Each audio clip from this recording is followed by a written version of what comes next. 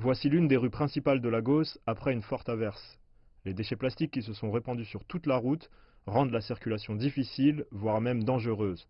Le gouvernement de l'État de Lagos estime que la ville génère environ 14 000 tonnes de déchets par jour, dont 65% de déchets plastiques.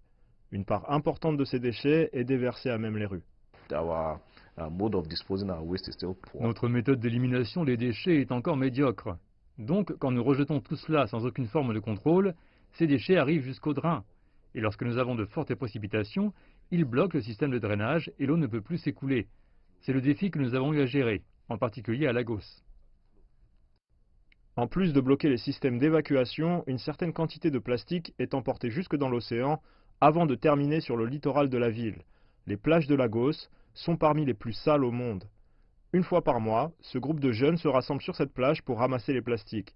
Mais à chaque fois, ils trouvent davantage de déchets. Nous faisons cela pour nous assurer que la plage est protégée contre les bouteilles en plastique. On estime qu'en 2025, les océans contiendront plus de plastique que d'animaux. Et c'est nous qui sommes à l'origine de cela. Nous faisons donc de notre mieux pour sensibiliser la collectivité. Notre travail repose sur l'engagement volontaire. Nous avons des gens qui viennent de loin pour s'assurer que la plage reste propre. Des tonnes de déchets plastiques sont collectés à travers Lagos chaque jour et emmenés dans cette usine de recyclage WeCycler. Ici, les plastiques sont triés et compressés. Ensuite, certains sont exportés vers des recycleurs à l'étranger, tandis que d'autres sont vendus à des recycleurs locaux. Mais malgré tous ces efforts, Lagos continue d'être submergé. Toutes les entreprises ont des produits en plastique et il n'y a pas de réglementation. Il n'y a aucune régulation ou aucune réglementation qui force ces entreprises à collecter ces déchets afin d'éviter ce que nous voyons dans les rues. L'administration de Lagos travaille sur une mesure sur les déchets plastiques.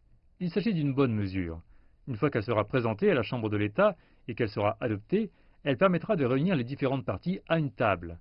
Cela permettra de faire en sorte que la question de la gestion des déchets, en particulier des déchets plastiques, ne soit pas laissée seulement au gouvernement. En l'absence de toute réglementation, certaines parties de la ville se retrouvent envahies par les plastiques.